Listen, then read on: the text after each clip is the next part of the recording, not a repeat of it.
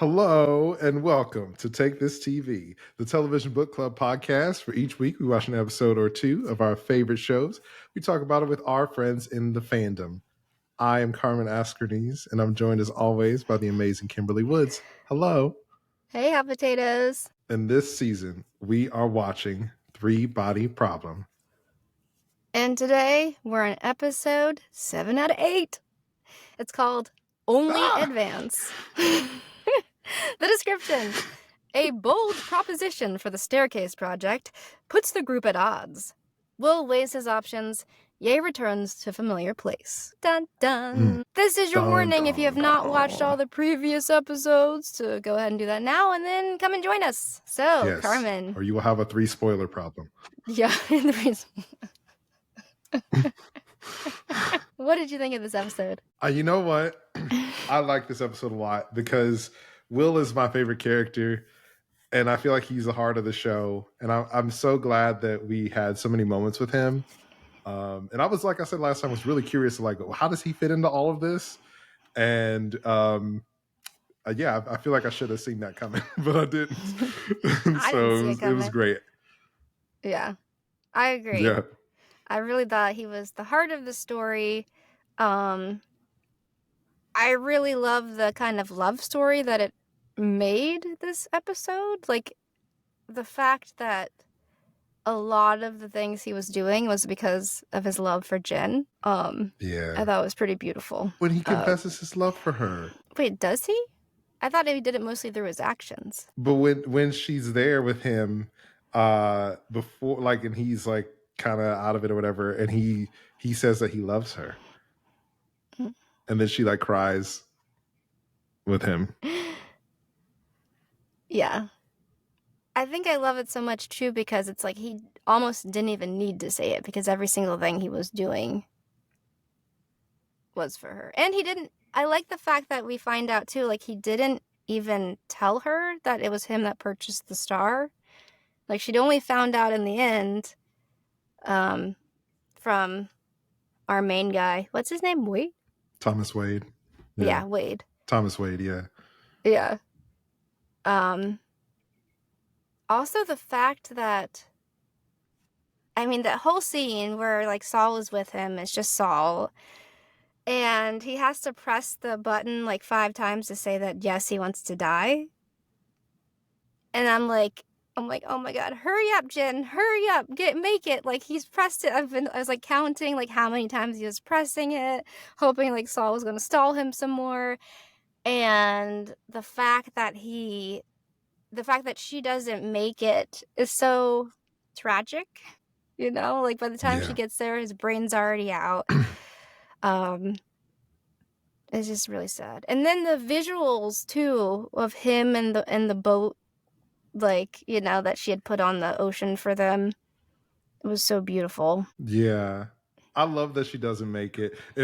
In my head, while it was happening, I was like, I hope she doesn't make it. It's like delicious sadness. Monster! I love the delicious sadness. Eat it up.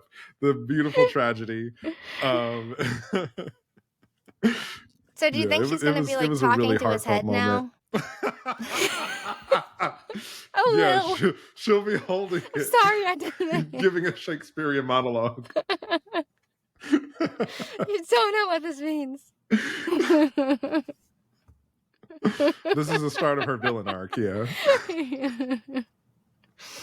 I also thought it was interesting, like, just the tension within Jen, like the complicated feelings that she had, because she also knew that basically, like, Will was their only option, and that's her friend, you know, and, like, she didn't want to make him go, but in the end, she couldn't really literally tell him not to. Like, there was, like, a little piece of her that did, like, she kind of did want him to go, as horrible as it is.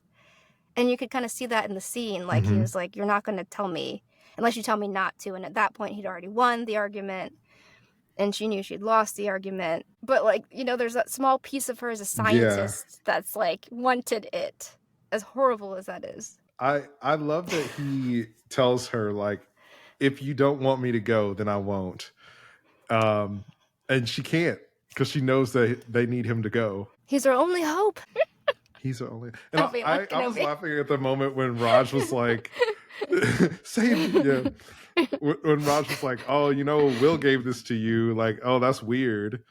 And then Jen's like, "No, it wasn't him. Like, it could be anybody." I also like how Wade's like, it's pointless. Like, just go ahead and like sell the star again and get some money. Yeah. I mean, we get it. He is very much like a matter of fact, like utilitarian kind of person we see. And so to him, he's like, it's sentimental value doesn't mean anything. Yeah. The stuff he throws around in this episode, like, I had to pause and be like, wait, what is happening? Like, after we saw the experiment with the chimp, and then he's like, okay, well, time to go into hibernation. I'm just going to come out once every year and oversee this. And yep, that's how it's going to be. What is that? He's like, there's nobody on the planet Friday who can do this except for me. Yeah. Only advance. Yeah. Yeah, only advance. What is that? A magic 8-ball?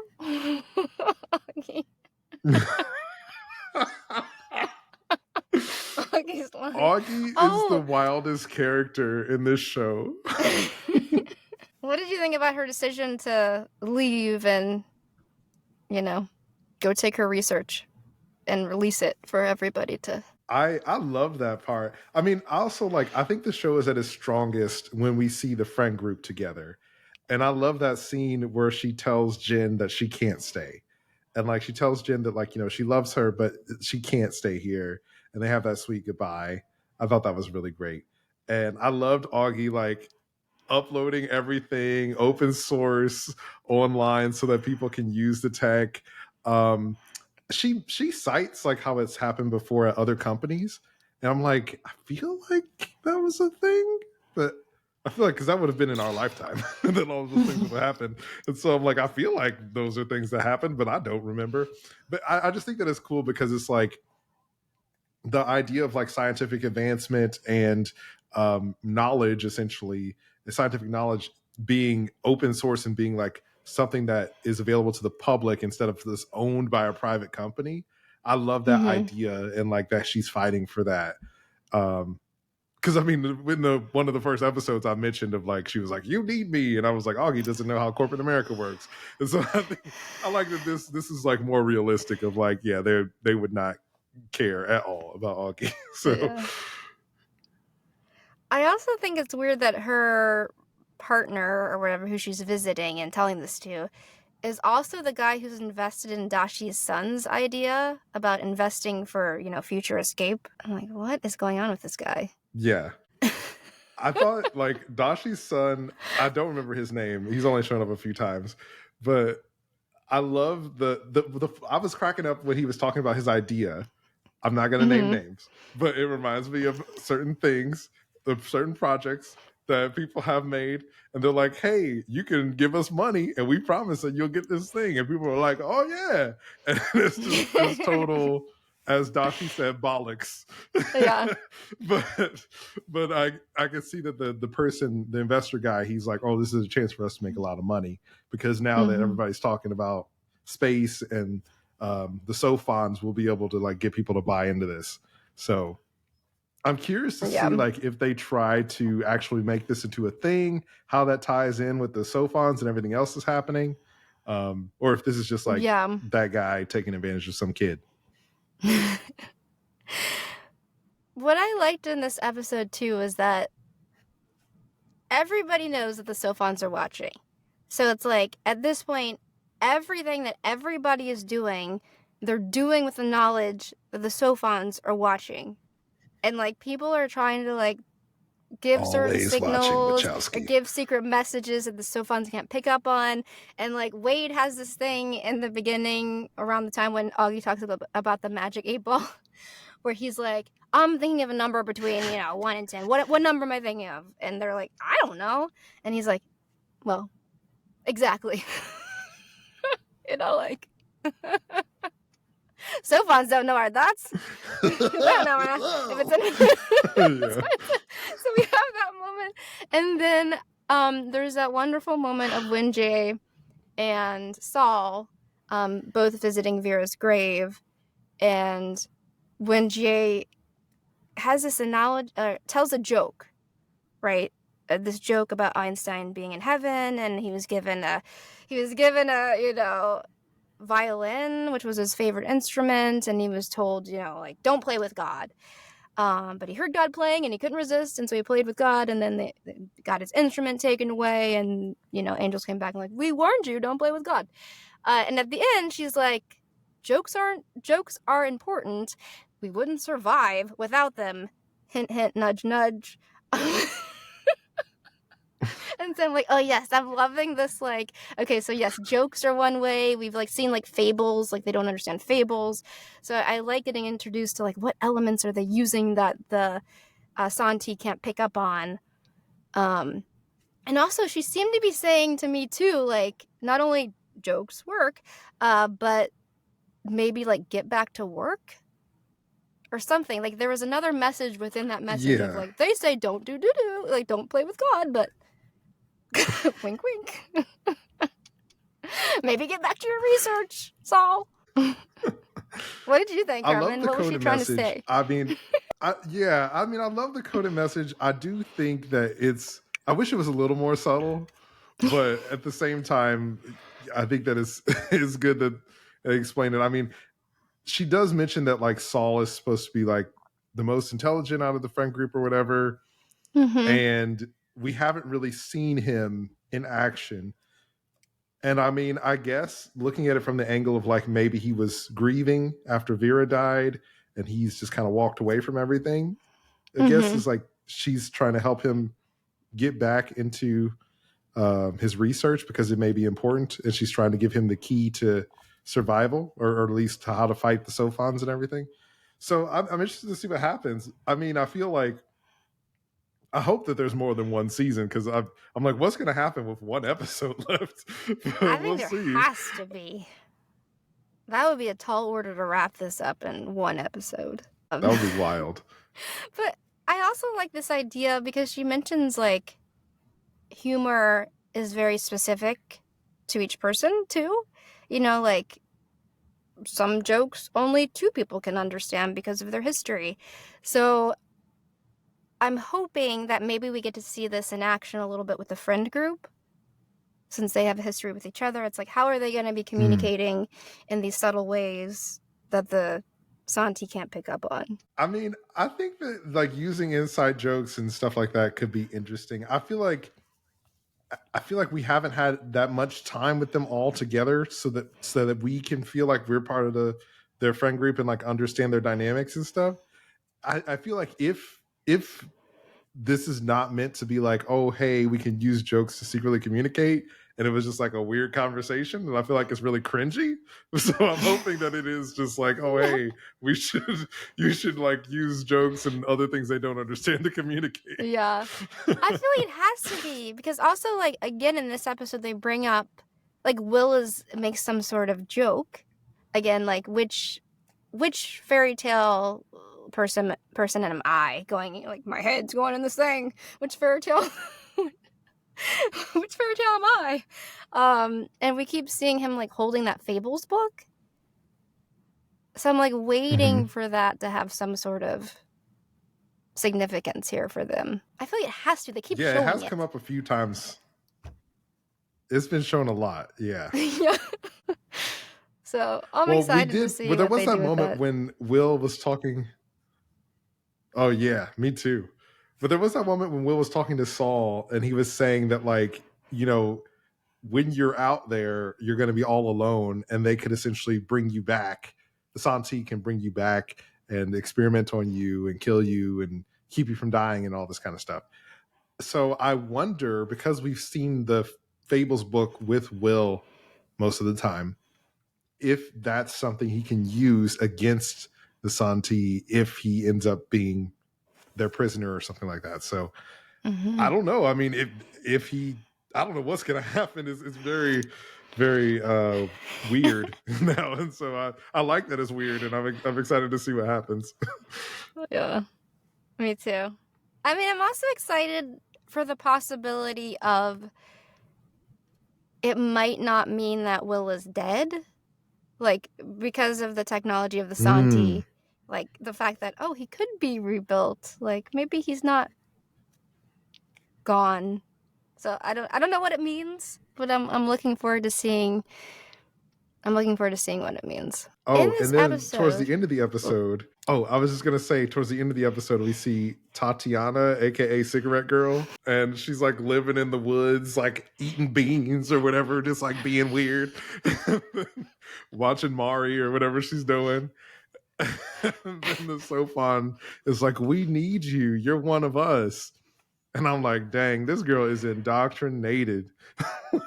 She's like, oh, yes, I'm nothing. I'll do whatever you say. I'm like, dang, Dashi should have smoked her when he had the chance because she is dangerous.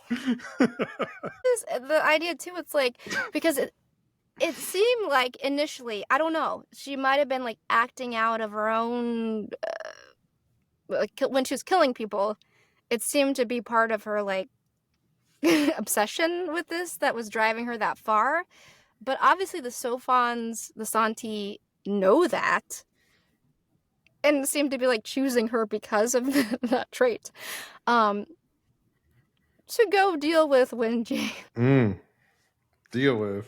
But can we say, okay. So we had that scene before. Oh, I'm sorry. I was just gonna add, Go we ahead, had that scene last episode where, yeah, when Wenjie was like, I still have some value left, and we thought she was talking to the Sofans, and we don't know what she said. And so I thought it was really interesting that in this episode they send Cigarette Girl, I'm just gonna keep calling her that because it's fun, to take Wenjie out. Because I'm like, whatever offer Wenjie made, it seems like they're not interested. Yeah. And it also seems like Wenjie at this point is going there to die herself anyway. Like, she almost looks like she was about to commit suicide because she knew that whatever she had done, she wouldn't be allowed to survive. Even when she was talking to Saul, she tells him, like, I don't have much time left. So what did she do, Carmen? And did she do it on screen where we saw it and I'm not picking up on it? Or was it something she did off screen? Because we see her, like, she says I have an idea or two left in me. And then she's looking at the game theory book and Fermi's paradox, and she's like dropping hints to Saul, and I'm like, okay, is it one of these things? Like, what did she do? What did she find out? Why can they not let her live? I mean, there's a part of me, just because, I love video games and all that kind of stuff, that's like, the secret to defeating them is to play 3 body and get to the last level and all this kind of stuff. So I just want to see it because it's cool. So I hope that's what it is, but we'll see. Yeah. I don't know. Maybe we'll find out in this last episode, because that would be really cool. Ooh, one thing that was surprising, too, was we see a picture of Vera when she's a little girl. And it turns out that the little girl in the games was based on Vera. So that's Wenjie's daughter. Oh, follower. Yeah. She was a little girl in the games. I didn't pick up on that. And I was like, oh my god, she built the game around it, So it is kind of sad that it seemed like Wenjie did have this idea, like, that the Santi were going to come, at her moment of desperation when she did this, that they were going to come and help be salvation for humanity, not destroy it. And then it's like her daughter found out, couldn't deal with it. Like, the daughter that she was trying to get everybody to save in the game, was the one that she ended up, like, it's her actions that ended up leading to her daughter's death, that she was like trying to get everybody to save in the game. Yeah. I just had an idea. So in one of the early episodes, when Wenjie first makes contact and the person on the other end is like, do not respond, they'll come and conquer you. It makes me wonder, like, because that person, I get the impression, we don't know for sure, that person is not a Santi. And so it's like, are there other people who they've subjugated who are like on the ship with them? Is that what's going to happen to Will? Is Will going to meet some of those people when he gets out there? So I don't know. We'll see. I definitely feel like I get the feeling that like Will have some sort of body. I hope they put him in like we were talking before we started recording, and I was like, Will's gonna be Krang from Ninja Turtles, so I hope they just put him in a big old buff wrestler body. That's the head in the center of the stomach, like Krang. But yeah, I'm interested to see what happens. Yeah, it'll be interesting. I think I can't remember if we mentioned this before, but like in the books, I've only read book 1, so I'm only speaking for book 1. In book 1, they do show like the listener that's over there. Like we get to like see the Santi. Like they show their viewpoint a little bit. Ooh. But it seems like it's because they can't lie, like that they already know that he like listened. Like he knew that he was going to get found out. It wasn't like he was trying to hide it, because like things that they do are known. So I don't know. But I don't know how he, like, yeah, I'm very curious to see how Will is going to get involved with their culture and what that's going to mean. I'm curious too. Well, we only have 1 episode left of the season, so I think there's going to be a lot happening in this final episode. Yes. Yeah. Thank you all so much for watching. We're at Take This TV on TikTok and Instagram. You can listen to us on Apple Podcasts, Spotify, or wherever you get your podcasts. Please leave us a review. It helps us grow. And send us a comment. And remember, it's dangerous to watch TV alone.